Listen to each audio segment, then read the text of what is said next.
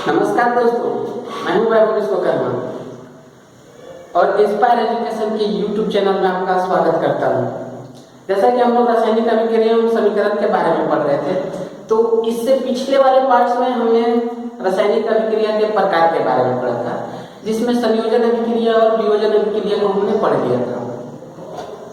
जैसे कि संयोजन अभिक्रिया दो अभिकारकों के मिलने के बाद सिंगल उत्पाद देता है, और वियोजन अभिक्रिया में क्या होता है कि एक सिंगल अभिकारक टूटकर दो या दो से अधिक उत्पाद देते हैं, मतलब एक दूसरे के विपरीत होते हैं। तो इनके बीच अंतर क्या होता है आप आसानी से डिफरेंशिएट कर सकते हैं। तो चलिए बिना लेट किए आगे बढ़ते हैं और आज पढ़ेंगे विस्थापन अभिक्रिया के बारे में। इसका 3 होगा विस्थापन अभिक्रिया।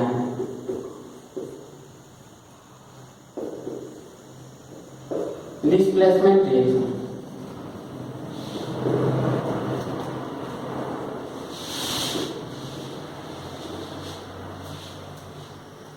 विस्थापन अभिक्रिया क्या होता है?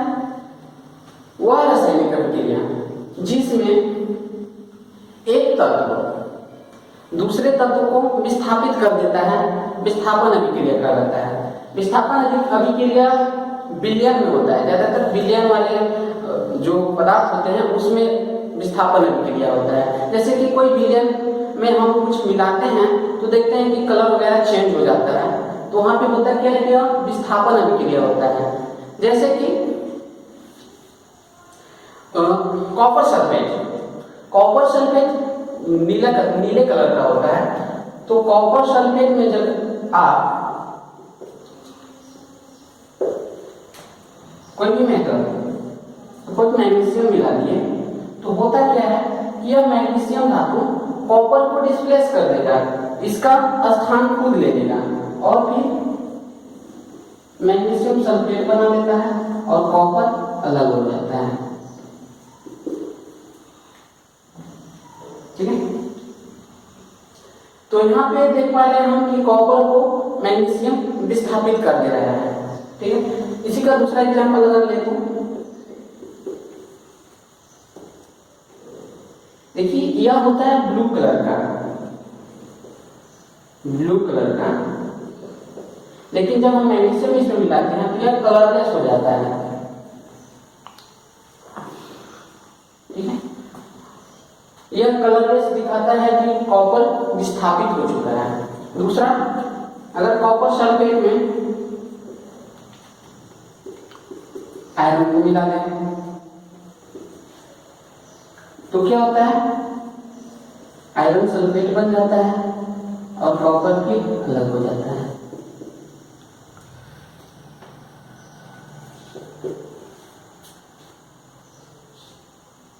ठीक है, तो यहाँ पे हम देख रहे हैं कि एक धातु को दूसरा धातु विस्थापित कर दे रहा है। तो ऐसा क्यों होता है? कोई भी तत्व दूसरे तत्व को विस्थापित क्यों कर दे रहा है?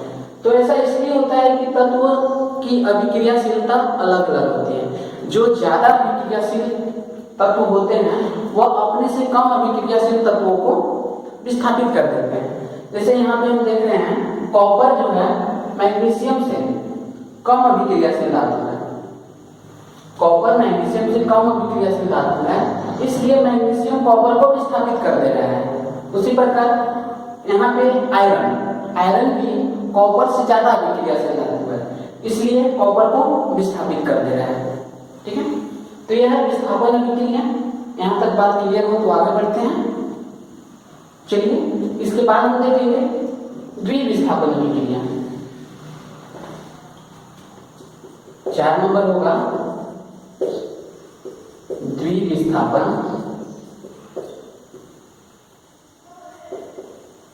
अभिक्रिया, डबल डिस्प्लेसमेंट।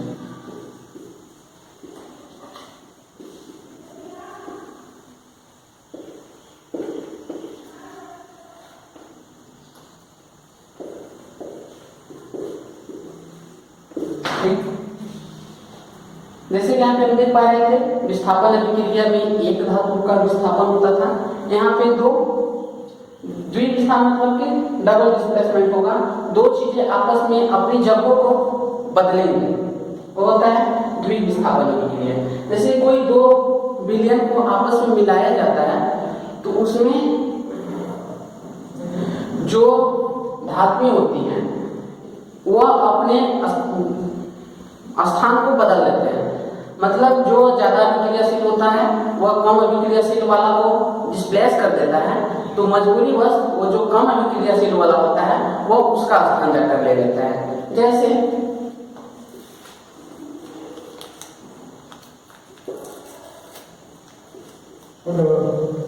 सोडियम सल्फेट को जब बेरियम क्लोराइड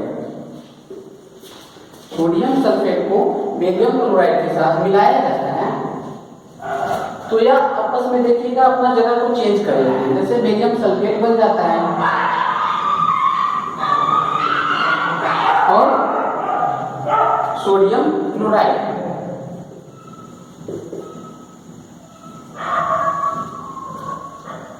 ठीक।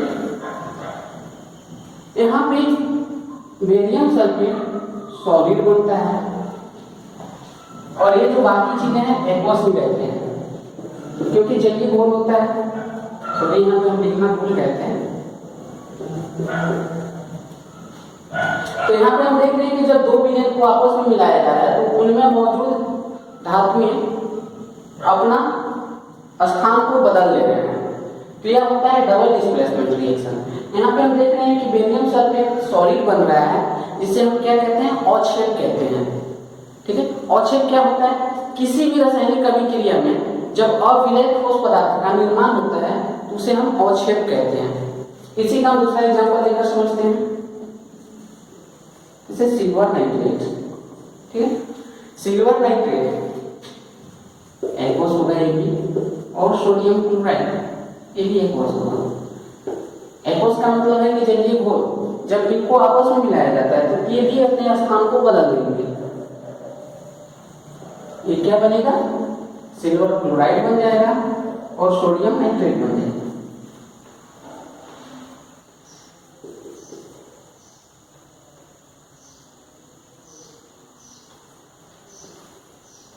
ठीक,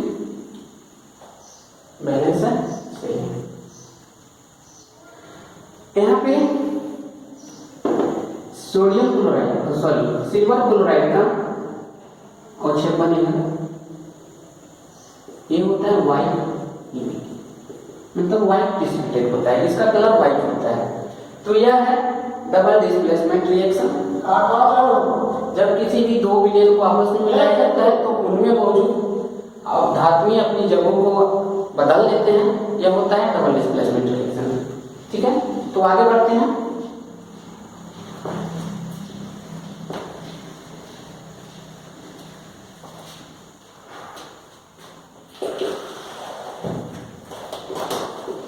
उपचयन, इन सबको मिटाते हैं।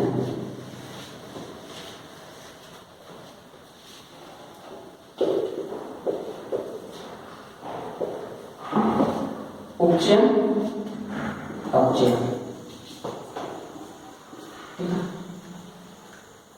यहाँ पे हम एक दूसरे के उल्टे होते हैं, इसलिए हम इसको अंतर करते हुए पढ़ेंगे ताकि बात दोनों साथ में समझ में आ जाए। उपचयन अभिक्रिया और अपचयन अभिक्रिया। उपचयन अभिक्रिया क्या होता है, वैसे रासायनिक अभिक्रिया जिसमें ऑक्सीजन जुटते हैं, मतलब यहाँ पे प्लस ऑक्सीजन बोला गया, ऑक्सीजन यहाँ पे जुटेगा तो हम कहेंगे कि उपचयन अभिक्रिया हो रहा है, ठीक है। उसी प्रकार से अपचयन अभिक्रिया इसके विपरीत होता है। अगर किसी भी रासायनिक अभिक्रिया में ऑक्सीजन घट रहा है तो हम कहते हैं उसको अपचयन अभिक्रिया। In the case of hydrogen, अगर हाइड्रोजन की बात करें तो वह रासायनिक अभिक्रिया, अगर कोई भी रासायनिक अभिक्रिया में हाइड्रोजन घट रहा है, हाइड्रोजन की ह्रास हो रही है, हाइड्रोजन घट रहा है, तो वह उपचयन अभिक्रिया होता है। लेकिन जस्ट इसके विपरीत, अगर हाइड्रोजन बढ़ रहा है, हाइड्रोजन अगर बढ़ रहा है तो यह होता है अपचयन अभिक्रिया। बातें क्लियर हो पा रही है, ठीक। चलिए एग्जांपल लेते हैं।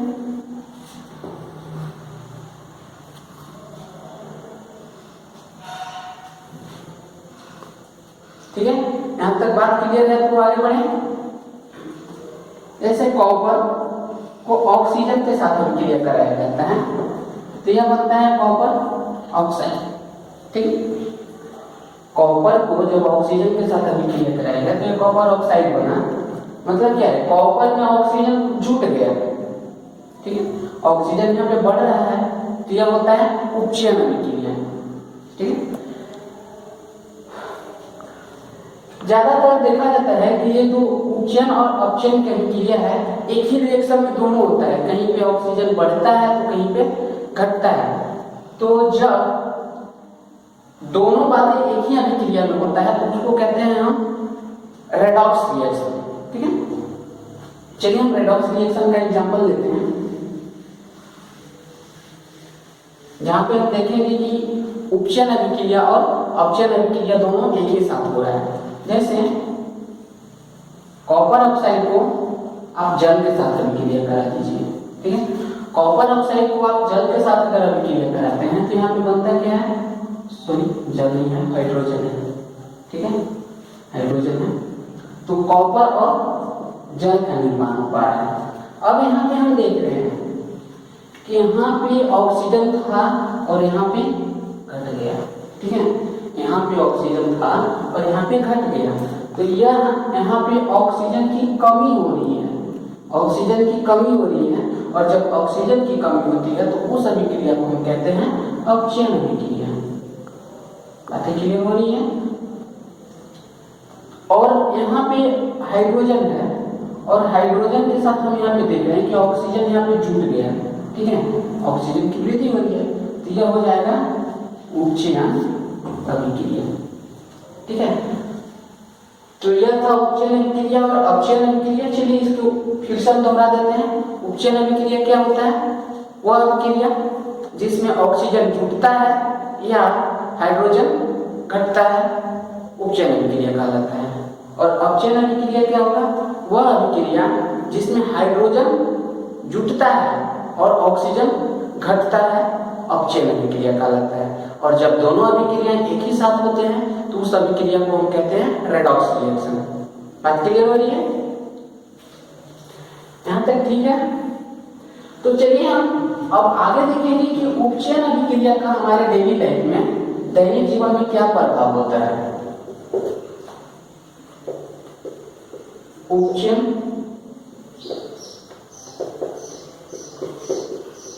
अभिक्रिया का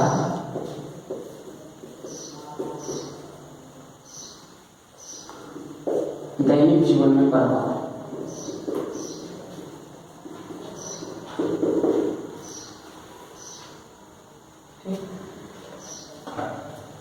उपचयन अभिक्रिया वैसे अभिक्रिया जिसमें ऑक्सीजन बढ़ती है या हाइड्रोजन का ह्रास होता है, उपचयन अभिक्रिया कहलाता है। तो हमारे दैनिक जीवन में बहुत सारे उपचयन अभिक्रियाएं होते रहती हैं।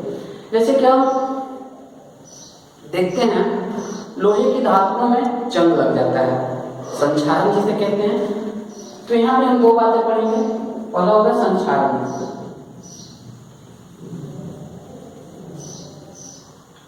और एक और देखेंगे विकृत गणित।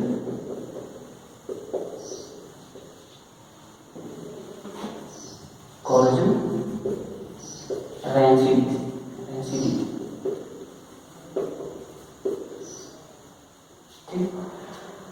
संक्षारण क्या होता है, लोहे के धातु में जंग लग जाता है या कोई भी धातुओं के ऊपर भूरे रंग का परत चढ़ जाता है तो वह हो जाता है संक्षारण।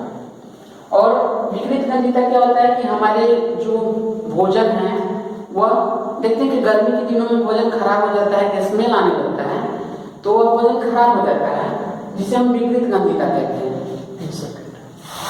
ठीक है, तो आज के लिए इतना ही, मिलेंगे हम नेक्स्ट वीडियो में। हम यहाँ तक यह चैप्टर खत्म हो चुका है। आपको अगर कोई दिक्कत हो तो आप हमें कमेंट कर सकते हैं। तब तक के लिए मस्त रहिए, खुश रहिए, सुरक्षित रहिए। Thank you.